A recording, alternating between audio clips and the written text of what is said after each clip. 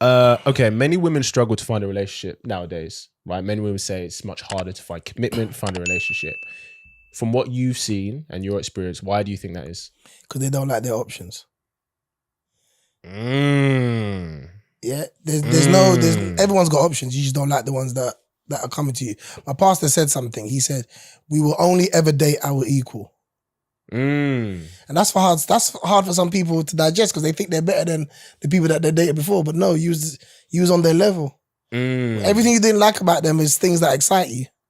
Yes. Yeah, because and most of the time it's a rhythm that you have. It's not one-offs. Yeah. There's the constant rhythm that's happening. And I think it's a lack of acceptance of what really is their level. Because, you know, women are taught to believe in themselves and you know, what's that word? What? Empowered? It's all these words that aren't tangible. Manifest. Manifest? Oh, that is they love that one, didn't they? You got to manifest him. Yeah. Manifest the perfect man. Yeah. What do you mean, Kojo? You're saying it's not real? Speak it to existence. That's what it's speak it to existence. All of that stuff. None of this requires them to actually work and actually step up and actually see a man that you're attracted to and compliment him. Because women feel like they lose some sort of superpower if you compliment a man. Men like compliments. 100%. Right? But if it's a man's job, he didn't see me. Well then, hey, if everybody keeps not seeing you, that's already saying something. Very but true. If you want something, I think, you know, I always say to women, like, why not be in a position where you can control your options? Because men are in control of the options because we're willing to go and do the approach. Yeah. Right? So we have a better chance of getting what we want. Yes. But if you're waiting for what you receive, you've got no control over what comes to you. Exactly. And the reality is, your level is approaching you. Everything about you will attract your level. Something about how you dress and how your energy is and whatever. That guy felt confident to come to you. Well, this might sound bad, but if he felt that confident to come to you, that actually might be, because the thing is, guys will not approach the most attractive girl in the club. They'll actually approach the women that they feel they can get, that they actually they think, okay, she's a little bit below me or she's my level, so I can get that. That's actually big facts. Check this out. Men approach the woman in the room. Women approach the man in their head. We understand that we paid to come in. I'm picking one of these. Facts. I'm picking somebody under this roof. Facts. Women, right, will get into the club and be thinking about the guy that ain't even here. Dead. And she'll be looking for him. Yeah. He ain't even here. So she's not true. even really present. Guys, we was like, what can I get? Like, whether it's tonight you're looking for or a relationship, we will make a decision based on how many times you gone in there and you walked out with something, you're like, brother, she ain't even all that, but that was the best. That was available. This was what was there. Right? We make the best, you know what I mean? You don't go to a sandwich buffet and say, I don't like none of the sandwiches. You end up picking one and just nibbling it. Yes. You know what I mean? You need to eat something. Yeah. But women aren't even present a lot of the time. They got that guy in their head. Damn. And if you ain't nowhere near the guy in their head that ain't even in this room to buy them a drink, you are not him. Get out of my face, bro. You are not him. Yeah. You are not this him. Man is theory. And you can't even beat the guy. You physically can't beat the guy in theory. You know how? Yeah, it's true. It's impossible. Ladies, that's mean, man. Why are you so mean? That's mean, man. The guy you got in your head don't even exist, but I'm a real tangible man and I got to compete with the person that ain't even breathing. I got to compete with Dorian Gray from 50 Shades of Grey. Right. He's a billionaire. Do you know what I mean? And it's like, and that's the thing. And I think, you know, I think it's more so that women have a high sense of confidence about themselves. But again, it's like, it's okay to tell yourself stuff. But the reality is it has to be measured by results. And that's where I think the conversation kind of stops with women. When you challenge what they want, it's like, well, how many of this guy that you're looking for are approaching you? Because you're entire. Come on, like if you swimming with that level of people, like there should be a few options. But you got no options of what you're looking for? Well, I think what actually happens is I think that women are, I've said this before, it sounds mean, but it's just the truth. They can use sex to get guys that are out of their league. So what I mean is a woman, because we know guys will have sex, we literally just said, guys will have sex with anything a lot of the time. Yeah. Or guys will have sex with a girl that maybe he feels isn't what he would actually go for, isn't his type. Yeah. But because she was available, because he was horny at the time, whatever it is, he'll go there. So then what can happen is, imagine if you get that girl, right? She can have sex with multiple guys who maybe they would never really choose her for a relationship. But now she thinks that's her standard, right? And so they think, oh, I'm dating these guys, but it's actually, no, you're just having sex with these guys. These guys aren't actually investing in you. Well, it's a couple of things. It's your standard ain't what you can get. Your standard is what you can keep. Facts. It ain't about what you get. Facts. It's about what you can keep. As a woman, yes. Can you stay there? Yeah. Can you stay amongst the footballer and that world and all of that other stuff? Yeah. Or is it like a hotel where you visited once? You know what I mean? Because, we all stayed in a nice hotel and then we go back home, don't we? Yeah. Because that's our level. Yes. That's where we keep our house and our place that we rent, because that's our level. Yes. It isn't about what you can get. What you can get means nothing. No one respects what you can get. They respect what you can keep. That's why women who walk around married are seen on another level. Big fact. By men. Yes. If a woman tells me I'm married, I won't even entertain the thought of even trying to flirt or anything like that. There's just a respect that comes with that. Yes. You told me you got a man. Yes. What does that mean to me? Yeah. That mean nothing to me. Yeah. Because in the lies of the law, there's only two statuses: single or and married. Everything else, no one said, no, where's the box for? Oh, we're kind of doing a thing right now. Yeah, but it's kind of complicated. If you come back to me. Brother, no. And the thing is, and I say this to men who are holding on to a woman that they don't have no plans for. Like someone will come and take your woman, bro. Yeah. And you can't tell no one nothing. And I'm the kind of person where, I'm not out here trying to look for women in relationships. Yes. But bro, you ain't put your ring on your woman that you've been with for a minute now. Yeah. Bro, man, you ain't got no business telling the next man they can't chat to your girl, because they ain't your girl until you make her your girl. Interesting. Bro, guys don't want to hear that, but I'm telling you right now, if you've been with a woman for a long time and you ain't made an honest woman out of her, bro, then someone else will. And what are you going to say? But we was linking. Because there's nothing that legally that you can do about it. You can get in your feelings. True. But the reality is, because at some point we can talk about what women ain't doing, but we got to talk about guys as well. Of course. Right? And guys not making honest women. You're with someone that you know you've got no plans for. You know you ain't got. You know how we are. Okay, when you say no plans, do you mean he's like, I know I don't see a future with her, but I'm staying, or do you literally mean the contract of marriage? I think he's got no plans for her. Like he's waiting for something better. Okay. So he has no plans of actually building a future with her. This is the guy that will be with someone for 16 years, probably have children with them, won't marry them, but will meet a girl in 3 months and get married. You think, really? The reason why I say that is because I know a whole bunch of people and know a whole bunch of scenarios over the years of people who have been in long-term relationships, right? Now there's a comfortable thing. Some guys are afraid to break up. So they wait for the woman to do something so then they can, or sometimes they'll be so fucked up that they want the woman to leave. Yeah, that's true. Right? There's a lot of guys that are afraid to break up with people that they're just in stuff that they know ain't really going on there, but they don't want the headache. Of actually having to go through that process. Yes. So they'll wait until the woman's had enough of them and then the woman leaves. Yes. And sometimes when women leave, they think, yeah, I left him. And guys are like, he's waiting like, for this. No. Today, the prayer came through. Right? So, but I'm saying men have to take these things serious. You can be in your ego, you can be in your feelings. Certain man are going to watch this and be like, what's my man talking about?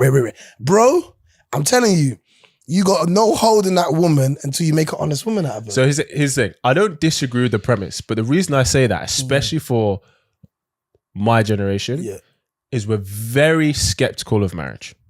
Yeah. Like, we're very skeptical of marriage because what we see all the time are men getting completely taken advantage of, being cleaned out for everything they have in divorce and everything like that. Divorce is the biggest reason why men over the age of 40 kill themselves. So we're like, okay, we're looking at this whole marriage thing and being like, this isn't a good deal for us, right? Now, that doesn't mean, now many men still want to have a partner, want to have a family, etc., etc. But that's where you get these 16, 18 relationships. They've got kids and stuff, but they've never been married. Yeah. Do you know what I mean? And sometimes they're happier for it because it's like, well, you could technically leave any day, right? Because some people stay in marriages because leaving is too hard. You literally just said, right? Some people in relationships, leaving is too hard. Yeah. Some people stay in marriages because there's almost a financial incentive to stay. But when you don't have that incentive and people are like, well, you literally could leave tomorrow and nothing would happen, especially like you said, in the eyes of the law, that can be more of a motivation to be like, okay, we have to make an effort to make this work. Yeah. We can't just sit here and be like, well, it's too hard to leave. Do you see what I'm saying? I fully agree with that. And I concur with the whole marriage thing. It's not, whoever's working in the marketing team for marriage ain't doing a great job. Yeah. They're not selling this thing well. They need a new campaign. Very, very true. Because there's no real incentive for the guy. Yes. Right? And but the flip side of that is a lot of men say that that have nothing to split. That have nothing to be worried about losing. Sure. Do you understand what I'm trying to say? Yeah. Some people are in relationships where they don't own the property that they're in. So let's not act like, we're all about to have a back and forth like a millionaire or whatever. The average person ain't earning this astronomical things that you're worried about losing. That's true. Do you understand what I'm trying to say? And that's just like a flip side to it. But I fully agree with why this generation may be like, this is just gonna be my girl, and we're just gonna keep it like this because because I love her, she loves me, and I don't really want to go down the marriage route for various reasons. That's their thing. But at the same time, the government still only recognize. Yeah. They don't, there's no box for shacking up. Yeah. So whether we like it or not, the government still recognize that this is a single woman. That's the box she's going to tick because there's no other one that she can tick. True. Civil partnership. You create the box and that might be in pencil. No, it's true. It's true. Well, the one thing I was going to say was I get what you're saying about, the average guy isn't making these millions, etc. So why are you worried about her taking your stuff? But that might be why they're more protective over the little they do have. It's okay if you're worth 100 mil and your wife divorces you and she takes 50, even 60% of that, you got 40 mil left. You're good. Yeah. But if you've got 20,000, that's what you've got to your name, and she's leaving with 12,000, that's going to hurt you. But severely. But I think as a man, if you've made that kind of money, you can make it again. You can make it again. Do you know what I mean? And I think, and especially if there's kids involved, then it's like the honest thing to do. Yeah. Do you know what I mean? At some point, it's the honest thing to do. I think. I think there's so many variables to that scenario, and everything kind of has to be in context, But overall, I think most of the guys that are screaming this thing are screaming about their future earnings rather than where they currently are. And I think I don't want us to be in a generation where, marriage is just completely thrown out the box. I'm skeptical of it. But at some point I do wanna meet someone that makes me want to take that risk. Because I want to live. I don't want to live in fear. I get that. I don't want to think that everyone's going to do everything. I want to gamble. And that's part of me being a man, is to gamble. We've already done that by even trying to get this woman to be our girl in the first place. Right? The girls that we like, we don't know they like us. True. We're already risk takers. Do you know what I mean? So it's a financial risk. But I always say to most guys, if you made it once, you can do it again. Because you've proven that you can make that. Some people would never, ever make that kind of money. That's a fair point. Interesting point. I hear that. All right, I'll marinate on that actually. I'll marinate because up until very recently, I was sworn off marriage for sure. Sworn off it because that's what my generation have grown up with. Like that's what we've seen, etc. Also, as well, many people don't have